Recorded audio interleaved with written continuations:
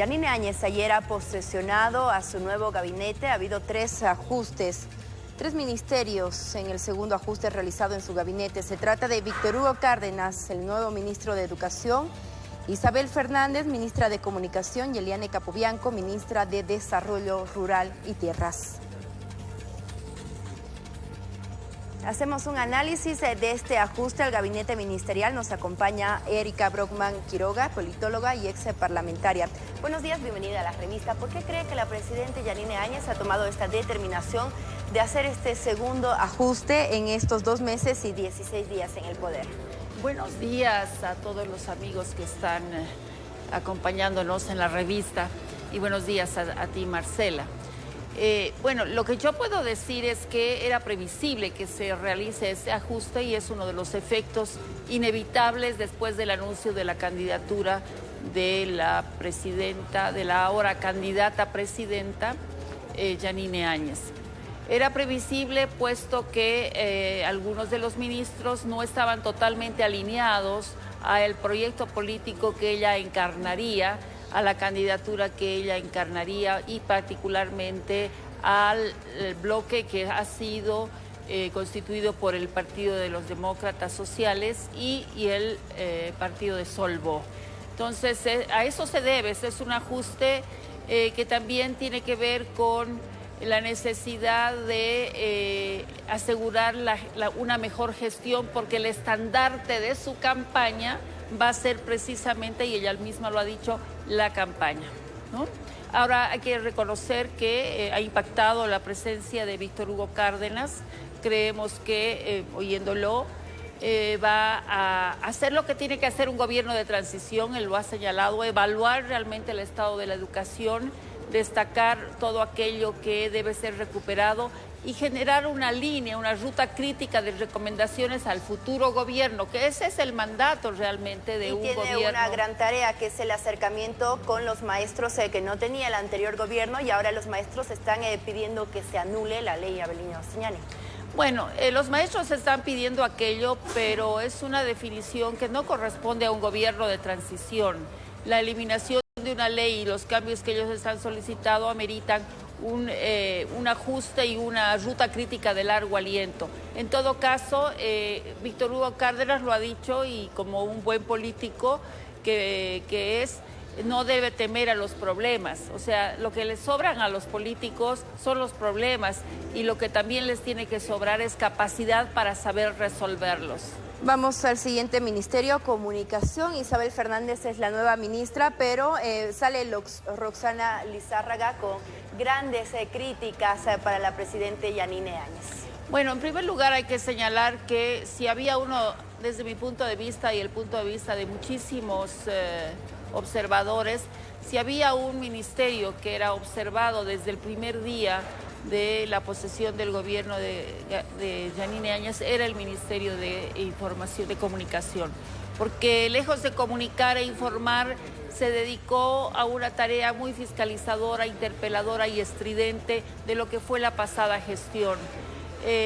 Creo que se cometieron varios errores y hubieron mensajes inadecuados desde un principio. Confundía su rol de ser una periodista de choque en un programa como Cabildeo con el rol que tiene que tener una ministra de Comunicaciones. En todo caso, sus críticas pueden representar y coincidir con el sentimiento de muchísimos bolivianos y bolivianas que estuvieron en contra estuvieron en la lucha y la resistencia para la caída o, bueno, para el cambio de gobierno. Ahora asume Isabel Fernández. Ella tiene una gran tarea en estos meses porque se vienen las elecciones generales, pero también ella han anunciado los ministros que van a estar en la campaña de Yanine Áñez, pero en sus horas extras. Bueno, eso es una falacia. Creo que es importante decir que cuando uno gobierna, no existe horario. O sea, el horario es 24/7, o sea, es decir, los 7 días de la semana y 24 horas al día tiene que estar uno listo para atender los asuntos de Estado, los asuntos de gobierno. Quiero que es importante señalar que la tarea del Ministerio de Comunicación va a estar en la mira de todos y cada uno en un momento electoral. porque hay que ver cuáles van a ser los límites que se va a imponer o autoimponer en un gobierno que está asumiendo este doble rol. Creo que es importantísimo señalar que algunas de las críticas que estaban que dijo Roxana Lizárraga son válidas, pero no viniendo de quien vino, ¿no? Sino que están instaladas en la preocupación nacional. La figura de candidato presidente, independientemente que sea Yanine Áñez, que a mi criterio es la primera vez que aparece una mujer que tiene un liderazgo competitivo en las grandes lides. Personalmente hubiese preferido que ella espere 5 años y asuma realmente la tarea del gobierno de transición, porque ha lastimado el sentido de la transición en un momento muy delicado. Hablamos de otro ministerio, el Ministerio de Desarrollo Rural y Tierras, con Eliane Capobianco, que es del partido de la Presidente, pero tiene grandes retos como el INRA, la fiscalización de tierras, porque en los últimos años se ha cuestionado el tráfico que hay en nuestro país. Bueno, Eliane es una persona tremendamente capaz, ella ha sido constituyente, conoce de la temática, es una estudiosa y es una mujer tremenda, es firme. Ella, estoy segura que va también a hacer un diagnóstico de la situación. Afortunadamente, en los lugares más sensibles se ha generado una pausa en la dotación de tierras a fin de ver realmente si estas entregas de tierras fiscales corresponden a la vocación, digamos, forestal o agrícola o a la vocación productiva que estas tienen. Sin embargo, existen serias dudas respecto a que varios de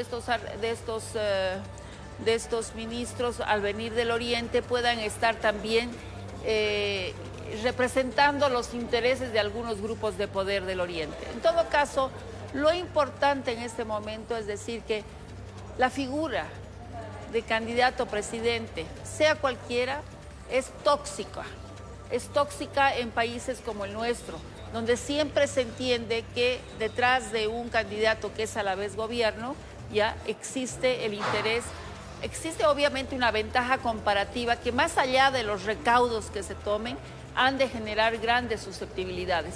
Lo bueno es que tenemos un Tribunal Supremo Electoral que estoy absolutamente segura va a asumir el rol que corresponde y nos va a dar las garantías respectivas. Cuando Yanine Áñez ayer tomó la palabra, dijo que no hay crisis en su gabinete ni en su gobierno. Bueno, yo creo que tiene razón. Estamos acostumbrados a una lectura de los hechos y decir crisis a todo cambio de gabinete. No es una crisis de gabinete, es un ajuste del gabinete y creo que esa es una nomenclatura que también hay que introducir cuando se producen cambios de gabinete. Lo cierto es de que también se ha liberado de gente que supuestamente eran cuota de líder cívico Camacho, que también ahora es candidato. Y es importante señalar de que quizás una de las candidaturas más afectadas por la presencia de Yanine sea la de Camacho, que se va a ir desinflando en el camino, porque ella tiene muchas posibilidades de posesionarse en el arco político que se va a generar y se va a reconfigurar de una manera muy positiva. Y otro elemento que creo que es importante señalar es de que no se ha pacificado todavía el país. O sea, si se está basando en la premisa de que Yanine Áñez ha pacificado el país a través de la gestión de gobierno, tiene un muy buen gabinete, ¿ya? Se están engañando. O sea, todavía hay una conflictividad latente. Tenemos al frente un partido como el MAS que ha contribuido a esta pacificación a partir del aporte del ala escondida, digamos, desconocida del MAS, que es más democrática. Pero el país todavía no ha terminado de consolidar un proceso de pacificación que nos enrumbe a una gestión con mayor certidumbre. Y lo más importante es decir, las elecciones son parte de la solución, pero no son la solución a todos y cada uno de los quiebres y de las fracturas y de las heridas que se han abierto a partir de los hechos tan dramáticos que hemos vivido. Ahora hay algo que nos preguntamos, ¿cómo separar la campaña de gobernar el país? Ella ha asegurado de que lo va a hacer en horas extras, pero ¿cómo se puede hacer esto? No, es imposible disociar aquello. A ver, en Colombia se hizo una ley frente a la figura del candidato presidente, porque en la reforma constitucional que se hizo, se autorizó la elección continua. y se hizo una ley de garantías electorales para limitar seriamente las acciones del Ejecutivo durante el proceso de campaña. Limitaciones sustantivas que hacían que la presidenta o el presidente obviamente no pueda aparecer en ningún acto político, en ningún acto de presentación de obras, no puede generar iniciativas estructurales desde su gobierno, cambios. Por lo tanto, debería mantenerse el sentido verdadero de la transición, en el sentido de que no pueden hacerse políticas públicas, cambios y giros muy sustantivos a partir de ahora.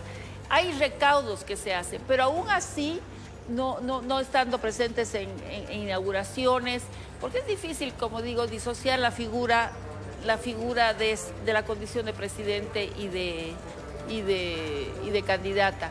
Aún así, en Colombia han decidido eliminar la elección continua, la reelección continua, porque es un elemento tóxico y algunos dicen que inclusive es el huevo de la serpiente de todos los males de quienes después quieren parapetarse en el poder, ¿no? Atrincherarse y entornillarse en la silla presidencial. Gracias por habernos acompañado esta mañana en la revista. Muchísimas gracias. Tenemos consejos a continuación.